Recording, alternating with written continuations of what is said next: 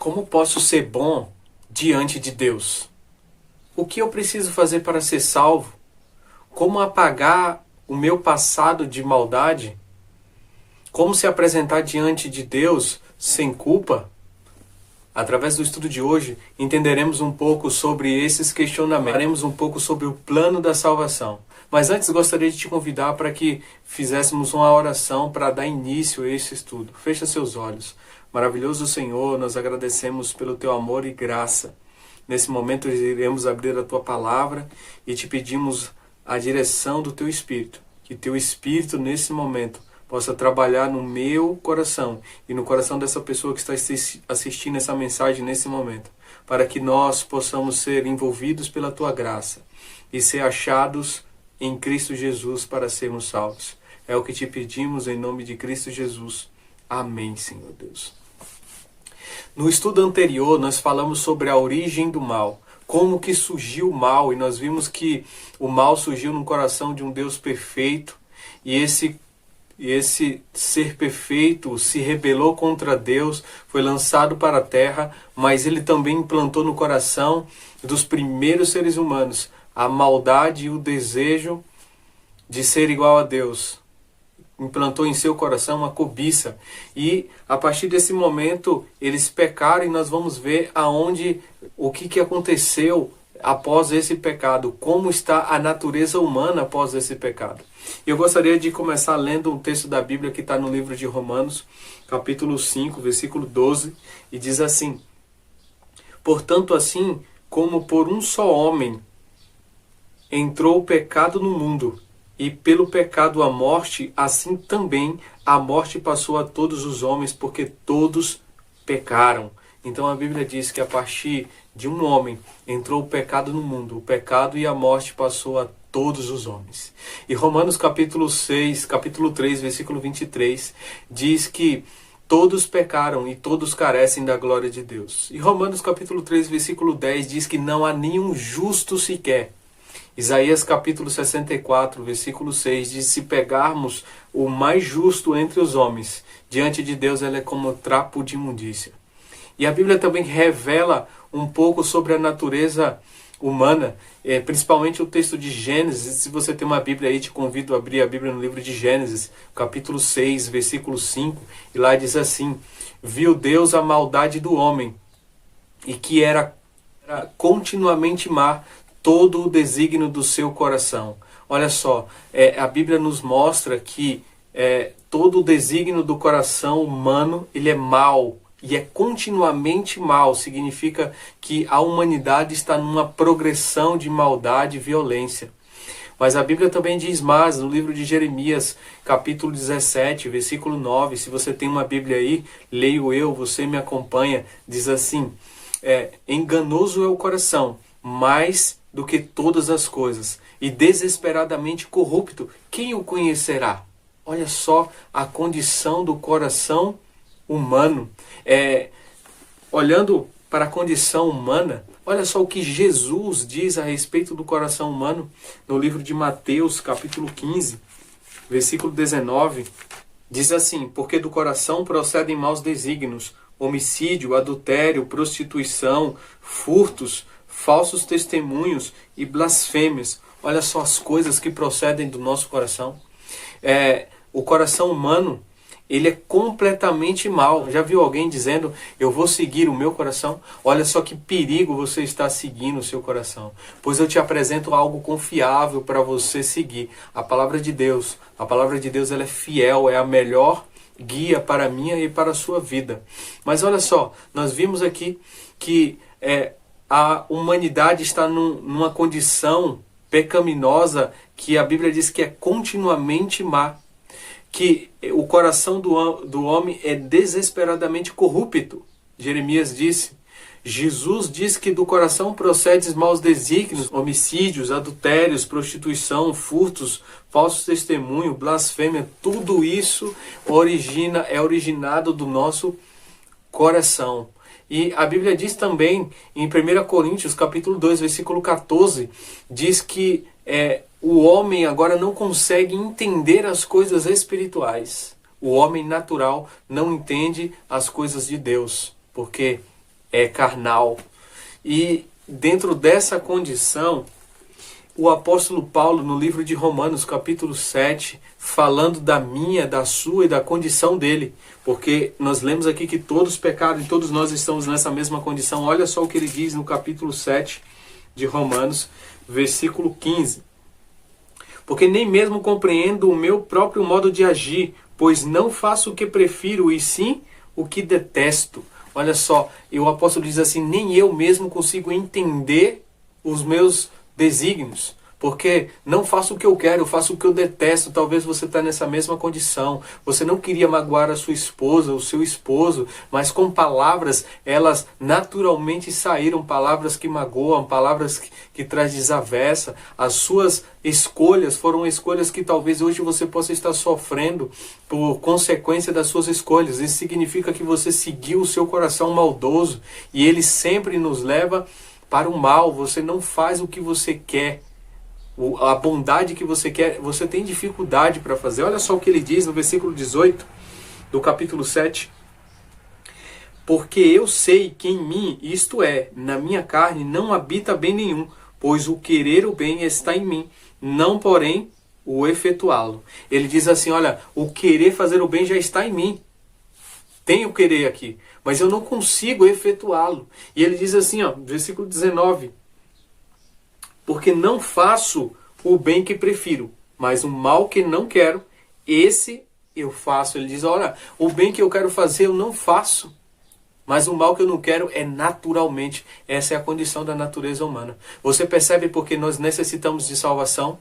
Porque nós necessitamos de um resgate? Porque a nossa natureza é corrupta, ela é pecaminosa, e só há um jeito de você ser salvo. Primeiro, a fórmula de você ser salvo é você reconhecer a sua necessidade de salvação. Porque se você não reconhecer a sua necessidade de salvação, como você buscaria salvação se você não sente a necessidade da qual? Mas agora, olha só o desespero do apóstolo Paulo no versículo 24. Ele diz assim, desventurado o homem que sou, quem me livrará do corpo dessa morte? Ele começa a buscar agora a salvação, e louvado seja Deus, porque o versículo 25, ele diz assim, graças a Deus por Jesus Cristo nosso Senhor, de maneira que eu, de mim mesmo, com a mente sou escravo da lei de Deus, mas segundo a carne, da lei do pecado. Existem duas leis, queridos, que você precisa escolher uma delas. Satanás, ele escolheu a lei do pecado.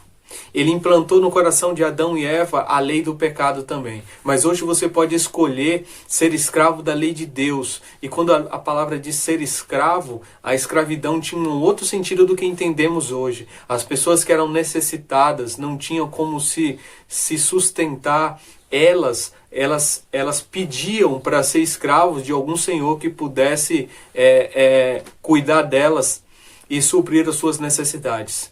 Muito diferente do entendimento de escravidão que temos hoje. Pois hoje você pode ser escravo da lei de Deus através de Jesus Cristo. Mas o que Jesus Cristo fez para que pudesse me libertar dessa natureza? Pois Romanos também, capítulo 6, versículo 23, se você tem uma Bíblia aí, você pode ler. Diz assim, que o salário do pecado é a morte.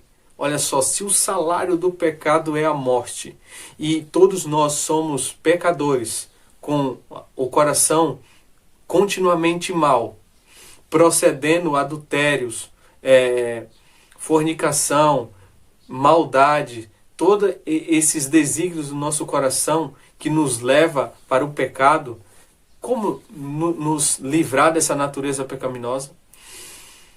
Eu gostaria de ler com você um texto poderoso que está no livro de Gálatas, capítulo 3, o versículo de número 13, e diz assim, Cristo nos resgatou da maldição da lei, fazendo-se ele próprio maldição em nosso lugar. Porque está escrito, maldito todo aquele que for pendurado em madeiro. Olha só, Cristo nos resgatou da maldição da lei. Qual que era a maldição da lei? A maldição da lei era o salário do pecado, é a morte. Toda vez que você é um transgressor das palavras de Deus, dos mandamentos de Deus, você se torna merecedor da morte. E Jesus nos resgatou dessa maldição que era a morte. Como que Jesus resgatou? O apóstolo diz assim, como está escrito: maldito todo aquele que for pendurado no madeiro. Quando ele fala que foi escrito, eu preciso saber a fonte, de onde ele tirou isso daí. Nós vamos lá agora. Gostaria de convidar você aí no livro de Deuteronômio, no capítulo 11, versículo 26. Diz assim: eis que hoje eu ponho diante de vós a bênção e a maldição. A bênção quando cumprirdes os mandamentos do Senhor, vosso Deus, que hoje vos ordeno. A maldição, se não cumprirdes os mandamentos do Senhor, vosso Deus, mas vos desviardes do caminho que hoje vos ordeno para seguirdes outros deuses que não conhecestes. Deus põe diante de mim e de você a bênção e a maldição. A bênção se você cumprir todos os mandamentos de Deus. A maldição se você não cumprir os mandamentos de Deus. Eis que está diante de nós a bênção e a maldição. Maldito ou bendito. Quem você escolhe ser? Agora, para você entender o texto de Gálatas, você já entendeu que maldito é aquele que transgride os mandamentos de Deus, as palavras de Deus, e bendito é aqueles que obedecem às palavras de Deus. Então, vá mais um pouco para frente para o livro de Deuteronômio, no capítulo 21, no versículo 22, e diz assim: se alguém houver pecado passivo da pena de morte e tiver sido morto e o pendurares no madeiro, o seu cadáver não permanecerá no madeiro durante a noite, mas certamente o enterrarás no mesmo dia. Porquanto o que for pendurado no madeiro é maldito de Deus. Assim não contaminarás a terra que o Senhor teu Deus te dá em herança. Olha só. Esse texto de Deuteronômio, no capítulo 21, versículo 22, vem falando que a pior morte que existia no Antigo Testamento era a morte de cruz. E as pessoas que eram era morto no madeiro ou na cruz, eles eram colocados no madeiro para que eles ficassem entre o céu e a terra. Para que, na verdade, ele teria que ficar entre a terra e o céu, porque eles eram condenados às pessoas mais malditas, mais amaldiçoadas. E não foi assim que o nosso Senhor Jesus Cristo morreu crucificado na cruz. Não foi assim que ele morreu. Significa que ele nos resgatou da morte que nós merecíamos. A pior morte é a morte de cruz. É a morte no madeiro. Pois Jesus morreu no meu e no seu lugar para nos libertar da morte. E talvez você esteja perguntando, mas nós não morremos hoje? Eu não estou falando dessa morte aqui. Essa morte aqui, Jesus na cruz resolveu o problema para essa morte. A partir do momento que ele morreu e ressuscitou, ele tem poder de cumprir-se a palavra que está no livro de João, capítulo 11, versículo 25, que ele diz: eu sou a ressurreição e a vida, aquele que crê em mim, ainda que morra, viverá. Jesus disse que a igreja dele, o povo dele, não prevaleceria sobre a sepultura, porque ele o resgataria da sepultura. Eu estou falando da morte eterna. Quando Jesus morre na cruz é para salvar a mim e a você da morte eterna. Mas se Jesus morreu na cruz, nos salvando, a pior morte, e isso se cumpre a palavra de Deus que está em João capítulo 3, versículo 16, porque Deus amou o mundo de tal maneira que deu a vida do seu único Filho para a salvação de todo aquele que nele crê. Mas também o apóstolo Pedro, no livro de 1 Pedro, capítulo 1, capítulo 2, diz assim: carregando ele mesmo em seu corpo sobre o madeiro os nossos pecados, para que nós, mortos para os pecados, vivamos para a justiça. Por suas chagas fostes sarados, porque estáveis desgarrados como ovelha, agora, porém, vos convertestes ao pastor e bispo da vossa alma. Olha só que o apóstolo Pedro diz, confirmando aquilo que nós lemos em Gálatas capítulo 3, 13, que Jesus morreu no madeiro, mas ele começa a explicar que ele carregava os nossos pecados naquele momento. Todos esses maldesígnios que está no seu coração, Jesus tomou todos eles sobre si e morreu por cada um deles. E se você entendeu a mensagem de hoje, nesse momento você pode se perguntar, mas se ele já pagou o preço do meu pecado, o que eu preciso fazer para ser salvo? É necessário ainda alguma coisa para mim ser salvo? Eu gostaria de te mostrar na palavra de Deus, mais um texto poderoso na palavra de Deus, que está em Marcos capítulo 16, versículo 16. E se você tem uma Bíblia, você me acompanha, onde ele diz: aquele que crê e for batizado será salvo. Aquele, porém, que não crê será condenado. A Bíblia diz que para que eu aceite, como prova que eu aceitei essa salvação e esse sacrifício de Jesus, eu preciso ser batizado, eu preciso crer. A palavra crer, ela é muito forte, porque aquele que acredita vive segundo aquilo que ele crê. Você pode também dizer que você crê e viver de forma diferente, mas o convite de Deus é para que você creia. Gostaria de ler o último texto da Bíblia, que está no livro de Atos, capítulo 3, versículo de número 19. Arrependei-vos, pois, e convertei-vos para serem cancelados os vossos pecados, a fim de que da presença do Senhor venha tempos de refrigério, e que envie ele o Cristo, que já vos foi designado, Jesus. Arrependei-vos é a palavra. Você precisa se arrepender dos seus pecados, queridos. Talvez você olhe para você e você continua pecando e você gosta do pecado e você não sente a vontade de se arrepender dos seus pecados. E você sabe quais são os seus pecados, fazemos de errado. E se você não tem a vontade de se arrepender, como se arrepender? O livro de Romanos, capítulo 2, versículo 4, diz que a bondade de Deus é que nos leva ao arrependimento.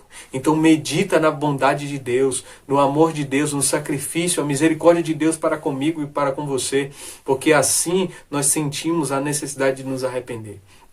Mas além do arrependimento, você também precisa converter. Converter, você está andando para um caminho, você precisa voltar por um outro caminho. E isso se cumpre a palavra de Deus que está em 2 Coríntios capítulo 5, versículo 17, que quando você está indo para um caminho, você está indo para longe de Jesus. Mas a partir do momento que você se arrepende e você quer uma mudança de vida, você volta em um outro sentido contrário, em direção a Jesus. E no momento que você encontra com Jesus, a Bíblia diz que nenhuma condenação há para os que estão em Cristo Jesus. E se alguém está em Cristo, é uma nova criatura. Se você quer ser uma nova criatura, se você quer desfrutar do perdão de Deus e se encontrar sem culpa diante dele, porque você vai ser justificado pelo sangue derramado na cruz, eu te convido nesse momento a fazer uma reflexão da sua vida. O que você precisa mudar na sua vida? Aonde você precisa de arrependimento? Você precisa perdoar alguém?